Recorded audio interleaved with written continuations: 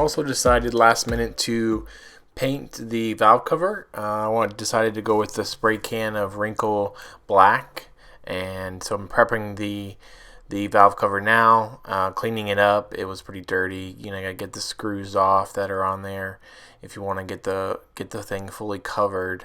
So get the gasket off. I just take the outer gasket. I leave the spark plug hole gaskets in just to prevent paint from getting down into the valve cover. Take some purple power or whatever you got and clean up all the gunk and grime. You can see here on the edges there's some pretty good grime. So I'm just going to clean it up now.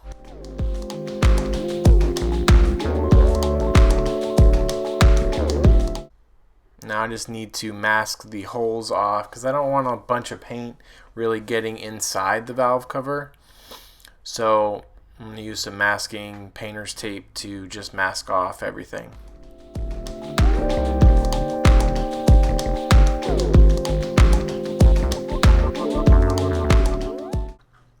You may not feel like this part is really necessary for you, but you want to take your time with this because you know what you do mask will not be painted. So if you have any crooked lines or anything like that, they will be seen.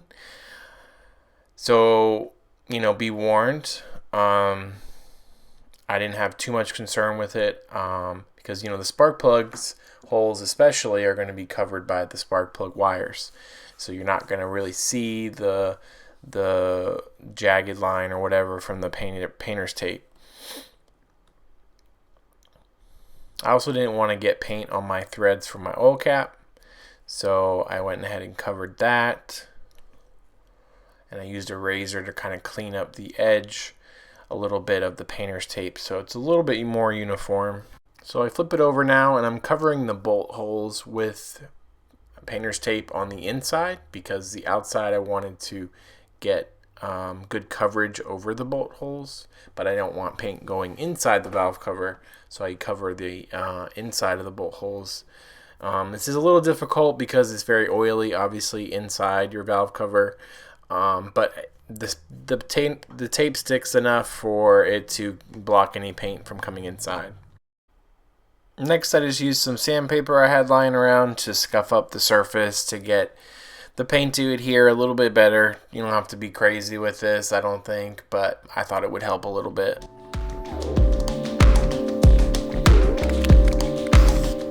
Read the instructions on the spray can because they're pretty specific for wrinkle painting. You need to lay down heavy coats for the wrinkles to actually appear. And you also need to lay down multiple coats, but in different spray patterns. So you want to go horizontal, you want to go vertical, then you want to go crisscross and a cross section type manner. So that's what I did. Overall, I think it came out okay with the spray can. I did have to do multiple coats over multiple days to try to get even coverage, because when you're using a spray can and you have to do it heavy, it just doesn't work that well. But I'm okay with it for now. I may get another valve cover sometime and do something else.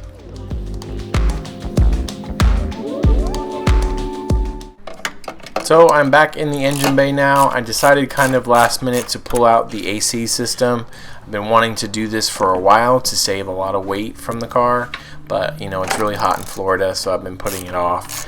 But it is time for it to come out, so I'm just loosening all the mounts. Make sure you get your AC system drained before you do anything like this. You know, it's a pressurized system with cold Freon. It's dangerous.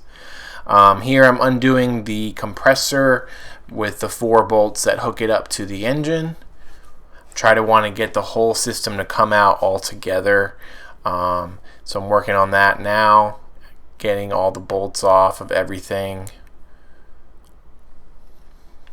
Get this bracket off the fan, and then there's 2 bolts on the bottom of the fan that need to come off.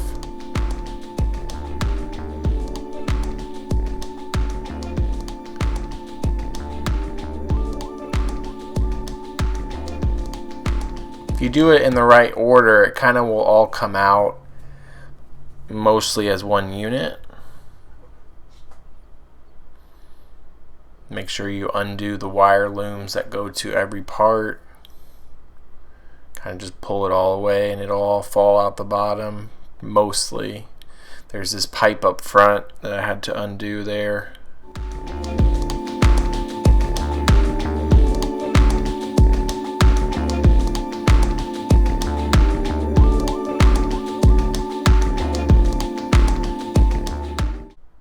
And the last bit that's giving me a little trouble here is the pipe that goes up into the cabin. You kind of got to bend it and deform it if you want to pull it out quickly.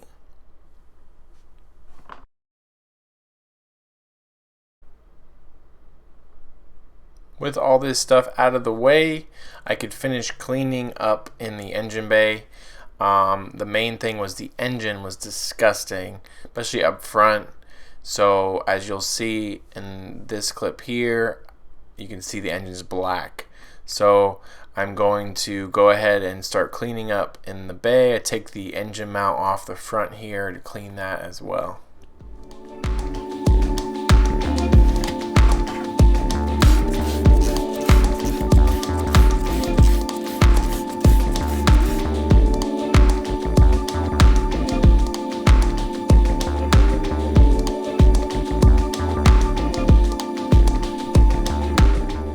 After I cleaned down the engine block, I went ahead and started getting the valve cover ready to go back on. You're supposed to put some gasket maker in the 4 corners before you put the gasket on.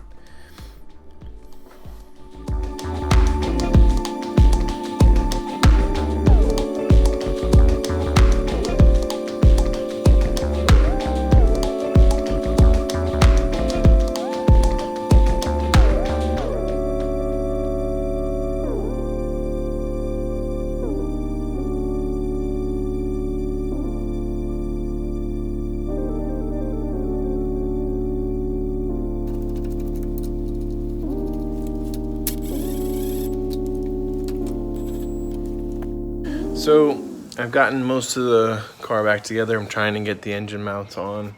I got the top ones kind of in place. But now I am trying to put on the torque mount or the bottom mount in the front of the engine. I bought new torque mounts. I found these on eBay. They are kind of a replacement for the OEM. This is the OEM. You can see how busted it is. The ribs are cracked and just terrible. And for racing, something like this is pretty much useless. It's too weak for what we're doing. So I found these, thought they would be pretty good. They do need a little bit of massaging to get into place. Somewhere on the chassis is kind of in the way of the bolt hole. So you kind of got to pull on the metal right here so the corner can sit flush. But it seems to be working, so I'm going to try to get that up now. Just a word of caution, I did drive the car after this, and I think these mounts give some vibration into the cabin because they're so stiff. So if you don't want that while you're daily driving, then don't get these.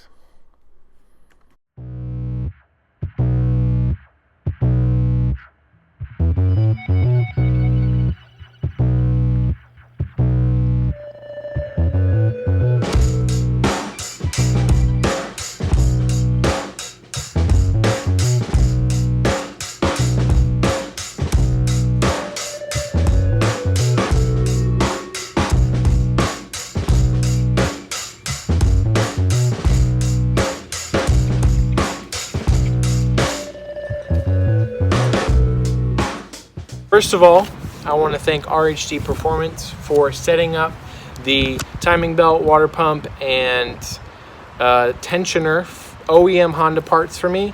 I really appreciate those guys helping me out with that, and it was a huge help. And if you need Honda OEM parts, hit up RHD Performance, and their link will be in the description below. So go to their website. They got aftermarket parts and they got OEM Honda stuff. Whatever you need, go talk to them. They will help you out. Go follow them on Instagram and Facebook. They can also, message them there and talk to you guys on those platforms. So thanks again to RHD. Happy with how the water pump and timing belt and all that stuff came out great. The car is running good. I'm a little bit worried that, you know, I messed it up because it's all pretty sensitive. You don't want to get the head out of time with the crank. So, but it's running. I drove the car. It feels good. And I also drove it with the honed brake booster. I got a real feel of it this time because the car, the brakes have been bled. They are good to go. So there's no brake booster in the car now. And the feel of it is very startling at first because we're all used to driving with boosters, brake boosters. The main thing that I've got, I mean, I haven't driven it that much. I didn't drive it hard. I just drove it for about a half hour. The main difference, I think, initially is with the brake booster, you get a lot of brake force right as you kind of put your foot on the pedal. With it gone, you have to put your foot more into the pedal to get the brake force that you need. So it is definitely an adjustment. You know, if this was my daily, I don't think this would be a mod that I would do. Doesn't mean you can't do it.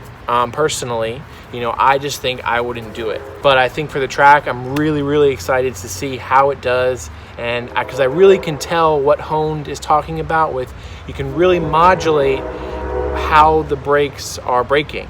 You can really feel the modulation. And I think that's the whole point of deleting the booster. You can really tell, you know, how much you're giving to the brakes instead of just kind of a guess, like, or kind of just on and off. And so that's my initial impression of the honed delete. I know of a few of you have been asking, you know, how does it feel? What is it like? And I'll have a really better, I think, experience of it once I go to the track day. I have a track day booked already. I am going to be running at the IBOC Southeast Track Day event. I believe that's what it's called. And at the firm. So the IBOC meet, the one that's the big one in California, they have come over to the East Coast. They did a meet last year for the first time in Orlando, and now they're doing that meet again. And then the next day they're going to be out at the firm. So I'm going to be running. It's going to be all Hondas as of right now. Hondas and Acuras out there. So it's going to be really cool day to race with other Hondas. That doesn't happen a lot out here on this side of the country. So it's going to be a fun day. So April 15th, this car is going to the test, take the test. For those mods that I've done so far, really it's just the delete.